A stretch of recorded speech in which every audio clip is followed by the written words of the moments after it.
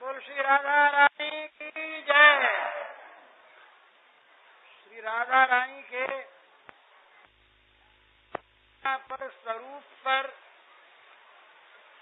कह सकना किसी के लिए भी संभव नहीं है। भगवान श्याम सुंदर भी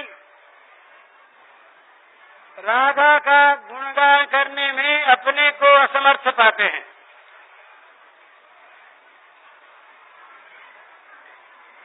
श्याम सुंदर को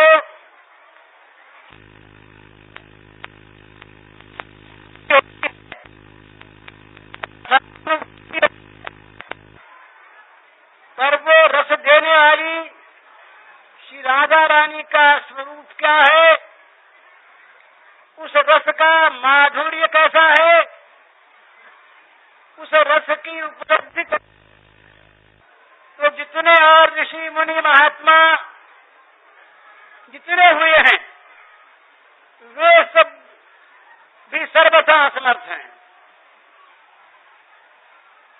ऐसी अवस्था में श्री राधा की महिमा पर मेरे सरीखे तुच्छ प्राणी का कुछ बोलने का साहस करना ये सर्वथा धृष्टता है, दुस्साहस मात्र है और असल में असंभव है। जहां श्री राधा की महिमा का, राधा महिमा समुद्र का एक सीकर भी आ जाता है, वहां तो बोलने लायक स्थिति रहती नहीं। फिर और कोई बोले भले, और जहां राधा रस समुद्र के सीकर का भी स्पर्श नहीं, वहां जो कुछ भी बोला जाए वो सारा का सारा बाह्य है, वो राधा रस का प्रकाशक नहीं। अतएव बस इतना ही सौभाग्य है कि किसी प्रकार से बाह्य रूप में भी हम लोग आज राधा का स्मरण कर रहे हैं, जिस राधा के प्राकट्य से अखिल भुवन धन्य हुआ, वृषभानु धन्य हुए, कीर्तिदाजी धन्य हुई। इतना तो हम भी कह सकते हैं कि हम लोग भी आज उस राधा रानी का स्मरण करके धन्य है, इसमें कोई संदेह नहीं। कीर्ति कुक्ष की कीर्ति जगत में अनुपमेय नहीं तुलना, कीर्ति कुक्ष की कीर्ति जगत में अतुलनीय नहीं तुलना। प्रकट हुई जिससे माधव की प्रिया नित्य सबकी सिरमौर, प्रकट हुई जिससे माधव की प्रिया नित्य सबकी सिरमौर। नहीं जगत में कहीं किसी का यश वृषभानु नरेश समान, नहीं जगत में कहीं किसी का यश वृषभानु नरेश समान। पिता बने राधा के जिनके रति पर तंत्र स्वयं भगवान, पिता बने राधा के जिनके रति पर तंत्र स्वयं भगवान। धरा हुई वह धन्य हुआ महिमान्वित छोटा रावल ग्राम, धरा हुई वह धन्य हुआ महिमान्वित छोटा रावल ग्राम। प्रगति जहां राधिका रानी सच्चित सुखमय की सुखधाम, प्रगति जहां राधिका रानी सच्चिन सुखमय की सुखधाम। सत्य सुखमय को भी सुख देने वाली। धन्य सूर्य शशि, धन्य सूर्य शशि, धन्य पुण्य वे अनल अनिल शुच जल आकाश। धन्य सूर्य शशि, धन्य पुण्य वे अनल अनिल शुच जल आकाश। देखा भाग्यवान जिन सब ने राधा का प्राकट्य विकास, देखा भाग्यवान जिन सब ने राधा का प्राकट्य विकास। धन्य मनुष्य, धन्य पशु पक्षी, तिर्यक सारे कीट पतंग। धन्य मनुष्य, धन्य अन्य पशु पक्षी तिर्यक सारे कीट पतंग, देखा श्याम सुखद राधा का कभी जिन्होंने कोई अंग, देखा श्याम सुखद राधा का कभी जिन्होंने कोई अंग। धन्य आज हम जो कर पाए श्याम स्वामिनी के गुणगान, धन्य आज हम जो कर पाए श्याम स्वामिनी के गुणगान। धन्य सुन रहे मिला रहे जो इन गीतों में अपनी तान, धन्य सुन रहे मिला रहे जो इन गीतों में अपनी तान। कीर्ति कुक्ष की कीर्ति जगत में अनुपमेय नहीं तुलना, प्रकट हुई जिससे राधा की प्रिया नित्य सबकी सरमार। तो श्री राधा की महिमा पर तो कुछ कहने का कोई साहस नहीं, कोई योग्यता नहीं, पर उसकी स्मृति, राधा के प्रेम स्वरूप की स्मृति, रात्रि के भाषण में कुछ करने का विचार है। इस समय तो केवल राधा प्राकट्य की जय जय बोलनी है और राधा जी के संबंध में एक भ्रांत धारणा जो आजकल लोग फैला रहे हैं उसके संबंध में दो चार शब्द कहने हैं, इतना ही। रात्रि के वक्तव्य में राधा प्रेम की महिमा पर कुछ स्मरण करने का ये महात्माओं की जूठन है क्या? व्यासोशिष्ट सारा जगत का ज्ञान है, तो जो कुछ इन महात्माओं ने अनुभव किया है, सज्ञों ने, प्रेमियों ने, उनकी जूठन कहीं मिली, वो इधर उधर से बिखेर कर, बिखरी हुई जो थी वो बटोर कर कहीं किसी प्रकार से उसको इकट्ठी कर ली गई थोड़ी सी, और उसी को आप लोगों के सामने परोस देना है। अब परोसा कैसा होगा आप लोग जाने, ये रात की बात।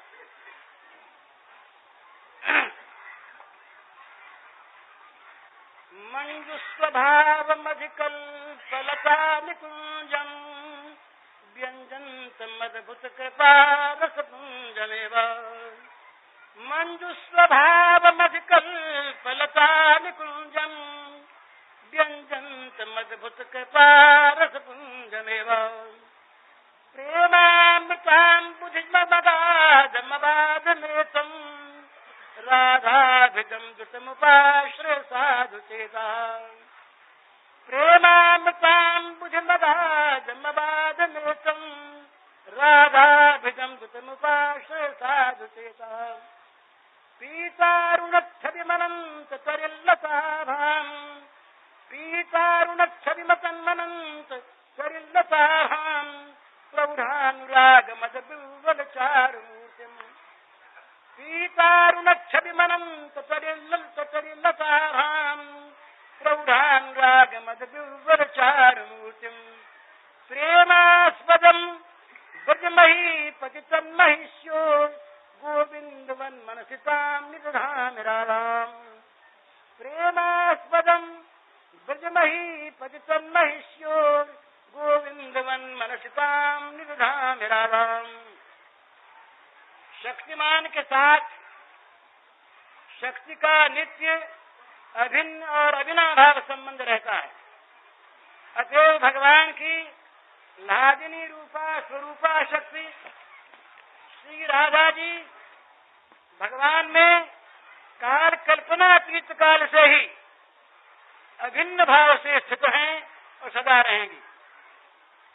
साथ ही ये पृथक मूर्त रूप से भी नित्य लीलायमान है। जब स्वयं भगवान श्री कृष्ण इस पुण्य भूमि में, श्री कृष्ण का जब इस पुण्य भूमि में आविर्भाव होता है, तब वे लीला के लिए प्रकट हुआ करती हैं। इस बार भी गत द्वापर के अंत में गोपराज श्री वृषभान और श्री कृतिदा रानी के घर इनका मंगल प्राकट्य हुआ था। भाद्र शुक्ल अष्टमी चंद्रवार को मध्याह्न के समय अनुराधा नक्षत्र में, इसमें मतभेद भी है, कोई प्रातः काल मानते हैं और नक्षत्र ज्येष्ठा नक्षत्र। श्री वृषभानु कीर्तिदा पूर्व जन्म में राजा सुचंद्र तथा रानी कलावती के नाम से प्रसिद्ध थे। इन दोनों ने दीर्घ काल तक तप करके ब्रह्मा जी से ये वरदान प्राप्त किया था कि द्वापर के अंत में स्वयं श्री राधा तुम दोनों की पुत्री होंगी। राधा जी का मंगलमय प्राकट्य उनके ननिहाल में रावण कालिंदी तट पर स्थित रावण ग्राम में हुआ था। प्राकट्य के समय अकस्मात प्रसूति गृह में एक ऐसी दिव्य प्रखर ज्योति फैल गई जिसके तेज से अपने आप ही सबकी आंखें मुद गईं।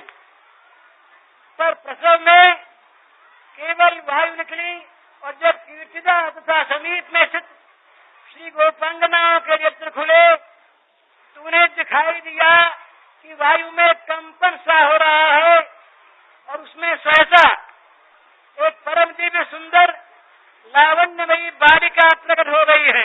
वो श्री राधा रानी की जय। कीर्तिदा ने यही समझा कि इस परम दिव्य ज्योतिर्मयी कन्या का जन्म मेरे उदर से हुआ है। उन्होंने मन ही मन 2 लाख गोदान का संकल्प किया। अंतरिक्ष से सुर समुदाय ने इतने सुगंधित सुंदर सुकोमल सुर सुमनों की वर्षा की कि चारों ओर ढेर के ढेर वे पुष्प स्वयं ही सुंदर ढंग से अपने आप सुसज्जित हो गए। सब दिशाओं में एक अभूतपूर्व आनंद की धारा बहने लगी। स्वयं भगवान श्री कृष्णचंद्र के प्राकट्य के समय जो आनंद रस की धारा बही थी, आज उनकी आनंद रस भावमयी इन हृदयेश्वरी के प्राकट्य के समय वही रस मानो समुद्र बनकर उमड़ चढ़ा। वहां तो सरिता बही थी, वो समुद्र बनकर उमड़ चढ़ा और सभी दिशाएं उस आनंद रस से आप्लावित हो गई। नंद यशोदा के घर प्रकट हुए थे जब राधा प्रिय श्याम, हुई प्रवाहित थी तब रस आनंद सुधा सरिता अघराम। नंद यशोदा के घर प्रकट हुए थे जब राधा प्रिय श्याम, हुई प्रवाहित थी तब रस आनंद सुधा सरिता अघराम। आज श्याम की हृदय वल्लभा प्रकट हुई जब रावण ग्राम। आज श्याम की हृदय वल्लभा प्रकट हुई जब रावण ग्राम। उमड़ चढ़ा वह रस सागर बन प्लावित कर सब दिशा जलाम। उमड़ चला वह रस सागर बन प्लावित कर सब दिशा जलाम। फिर सभी दिशाओं में सभी दिशाएं जय ध्वनि से गूंज उठी। ऋषिवर कर भाजन श्रृंगी गर्ग और मुनि दुर्वासा पहले से ही पधारे हुए थे। उन्होंने बालिका के मंगल ग्रह नक्षत्रों का शोध किया और कुंडली बनाई। संपूर्ण ब्रजमंडल में ये शुभ समाचार फैल गया। महाभाग नंद यशोदा सदल बल उपहार लेकर पधारे। घर घर बधाइयां बटने लगी। देवर्षि नारद आए और आनंद में रसमयी श्री राधिका का दर्शन स्तवन करके कृतार्थ हो गए। भाव भक्तों ने दर्शन किए हैं कि भगवान शंकर भी आए, सनकादि भी आए और बहुत से ऋषि मुनि आए, इंद्रादि भी आए। वो पदों में वो भाव महानुभावों ने प्रकट किया। अब राधा के संबंध में बिल्कुल बाह्य चर्चा है। राधा के संबंध में इधर कुछ विशेष चर्चा होने लगी है। देश में स्थान स्थान पर राधाष्टमी महोत्सव मनाए जाने लगे हैं। मेरे पास लगभग 15 जगह से सूचनाएं आई हैं। इस साल राधाष्टमी का मौसम मनाया जा रहा है। ब्रज के अतिरिक्त राधा साधना के लिए भी विभिन्न स्थानों पर विभिन्न प्रकार की संस्थाओं का निर्माण हुआ है। ऐसे ही 5-4 संस्थाओं के नियमादि मेरे पास आए हैं। ये सब शुभ लक्षण है। पर साथ ही शोधकर्ता और साहित्यिक महानुभावों के द्वारा भी इधर बहुत कुछ लिखा जाने लगा है। अभी अभी के 5-7 लेख मेरे सामने थे। शोधकर्ता महोदय राधा की ऐतिहासिकता पर विचार करते हुए पहले से ही कल्पना कानन में विचरने लगते हैं। अवतारवाद की कल्पना कब से हुई? श्री कृष्ण को अवतार मानने की कल्पना कब से हुई? श्री कृष्ण के भगवान रूप में पूजा करने की कल्पना कब से हुई? इत्यादि मानव अवतार, श्री कृष्ण का भगवान होना, उनकी पूजा, ये सब कल्पना प्रसूत ही है, वास्तविक नहीं। कितने पुराने किस ग्रंथ में श्री कृष्ण का नाम आता है, किसमें राधा का नाम आता है, इसकी खोज होती है। और यदि किसी पुराने ग्रंथ में श्री कृष्ण या राधा का नाम मिल गया तो ये शोधकर्ता निसंकोच ये कह देते हैं कि ये ग्रंथ ही आधुनिक है, पुराना नहीं। अथवा उसमें जो श्री कृष्ण या राधा को लेकर प्रसंग आए हैं वे प्रक्षिप्त हैं, पीछे से जोड़े गए हैं। ऐसी बातें हाल के लेखों में आई। शोधकर्ताओं के शोध का एक नमूना देखिए। भारत में किसी काल में देवोपासना की प्रवृत्ति हुई। देवता शक्ति के बिना निर्बल प्रतीत होने लगे, इसलिए देवताओं की शक्ति की भी कल्पना की जाने लगी। माने ये दुर्गा है, लक्ष्मी है, सरस्वती है, सती है, ये सब कल्पना है। इस तरह से कृष्ण के साथ भी उनकी शक्ति की आवश्यकता हुई कल्पना के लिए। और कृष्णोपासकों को जब रुक्मिणी और सत्यभामा से संतुष्ट न हुई तो उन्होंने तो राधा का आविष्कार हो गया कल्पना में। धर्म और साहित्य के माध्यम से कृष्ण का परिचय तो पहले से था, राधा का कालांतर में हुआ। राधा का नाम महाभारत, हरिवंश और श्रीमद् भागवत आदि में नहीं है, पद्म पुराण में जरूर है। इसी राधा सर्वदा काल्पनिक है, ये अक्षरशः कोट किया हुआ है उन लोगों के शोधकर्ताओं के शोध का अंश। इन महान भावों को ये ज्ञात होना चाहिए कि इन ग्रंथों में यशोदा के सिवा किसी भी गोपी का उल्लेख नहीं है, तब राधा का ही नाम कैसे होता? पद्म पुराण में स्पष्ट है ही, पर पद्म पुराण के लिए ये लोग कहते हैं कि प्रथम तो पद्म पुराण ही पुराना नहीं, इसकी रचना 6वीं या 8वीं शताब्दी के आसपास हुई होगी, उनके शब्द हैं। पर उस समय भी राधा की प्रसिद्धि रही थी, इससे पद्म पुराण में भी राधा का जो कुछ उल्लेख है वो सब अवश्य पीछे जोड़ दिया गया है। प्रथम तो पद्म पुराण ही नवीन, और फिर ये विषय जो उसमें आया ये तो पीछे से जोड़ दिया है, तो 8वीं शताब्दी का भी नहीं। मत्स्य पुराण में राधा का उल्लेख है और उसको शोधकर्ता लोग प्रामाणिक नहीं मानते। ब्रह्म वैवर्त पुराण में स्पष्ट वर्णन है, उसके संबंध में ये कहते हैं कि ब्रह्म वैवर्त पुराण के संबंध में उनका संशय और अविश्वास सबसे अधिक है। गाथा सप्तशती राधा का स्पष्ट नाम है और इसकी रचना लगभग 1200 वर्ष पहले हुई थी। वो पुरानी है, अतः उसमें आए हुए इस प्रसंग को भी ये लोग प्रक्षिप्त मानते हैं और कहते हैं पीछे से जोड़ा गया है। श्री जीव गोस्वामी ने ऋक परिशिष्ट की एक श्रुति अपने कृष्ण संदर्भ में उद्धृत की है।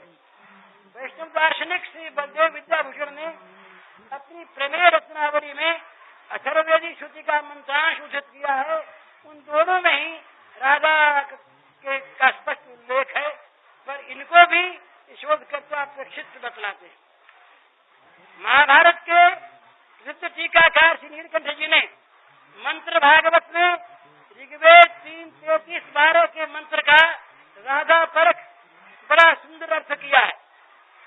और भी बहुत प्रमाण है, परंतु शोधकर्ता महानुभावों का तो प्रायः एक निश्चित धारणा को लेकर ही शोध कार्य में प्रवृत्त होना पाया जाता है। धारणा क्या है?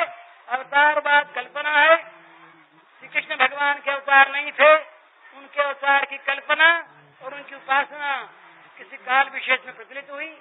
राधा की कल्पना अत्यंत आधुनिक है और वो सर्वथा मनगढ़ंत है। इसी धारणा को अपने शोध के द्वारा वे परिपुष्ट करते देखे जाते हैं।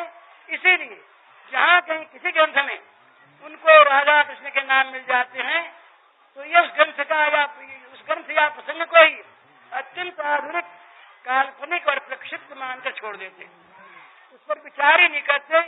कुछ शायद विचार करते भी होंगे और घर में व्यक्तिगत रूप से शायद भगवान को पूजते मानते भी होंगे, पर समुदाय में अपने में कैसे उनको शर्म आती है, इसलिए वो लिखते कहते नहीं।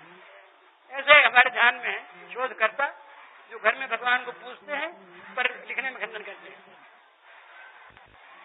ये उन वेद वेदांग पारंगत प्रातस्मरणीय आचार्य महात्मा और दार्शनिक विद्वान जैसे सर्वमान्य अद्वैत वेदांताचार्य श्री शंकराचार्य, वैष्णवाचार्य श्री निम्बारकाचार्य, श्री मधवाचार्य, श्री वल्लभाचार्य, प्रेमावतार श्री चैतन्य महाप्रभु, आचार्य श्री हरिवंश जी, गोस्वामी श्री सनातन रूप और जीव तथा ऐसे अनेक महानुभावों की वाणी को भी जिन्होंने श्री कृष्ण, राधा और गोपी आदि के नामों का लीला अपने ग्रंथों में बार बार कुछ शब्दों में उल्लेख करके उनके प्रति अपनी भक्ति प्रकट की है और लोगों के सर्वाधिक कल्याण के लिए उनकी भक्ति पूजा आराधना करने की आज्ञा तथा प्रेरणा की है।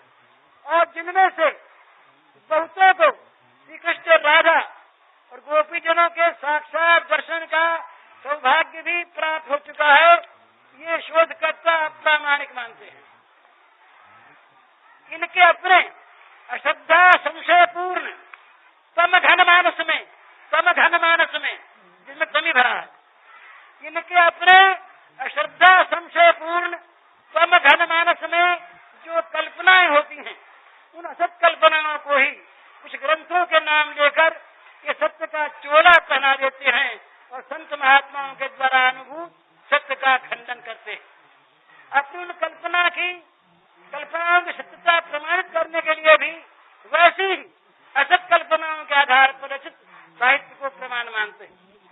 श्री फर्कुहर ने लिख दिया कि राधा की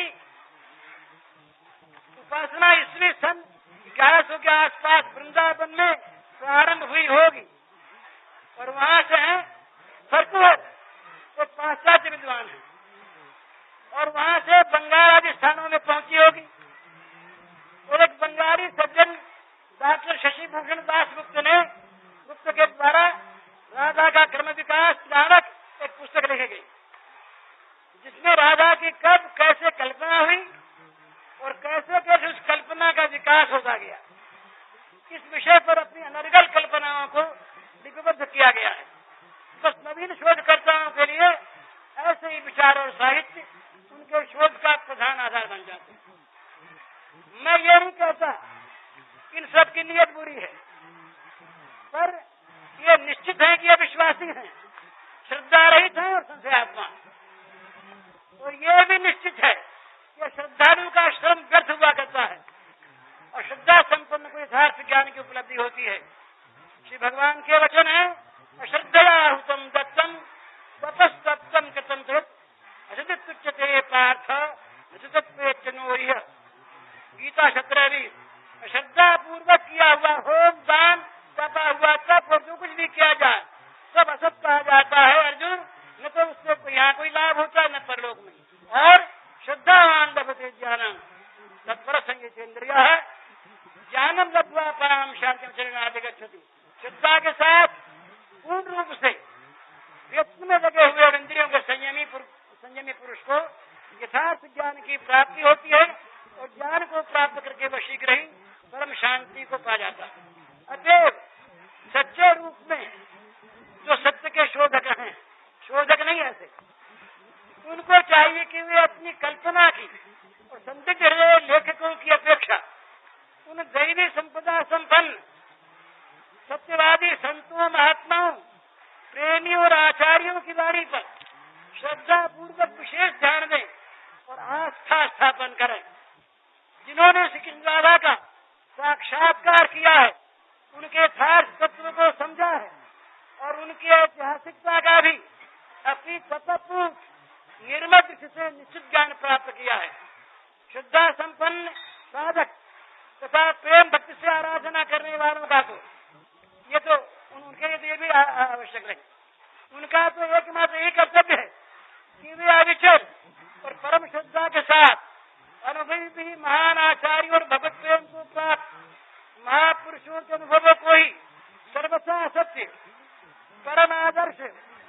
आदरणीय और अनुकरणीय मानकर परात्पर पुरुषोत्तम भगवान श्री कृष्ण के साथ ही उनकी नित्य स्वरूपा शक्ति श्री राधा जी की आराधना उपासना कर सच्चे अर्थ में अपना जीवन सफल करें।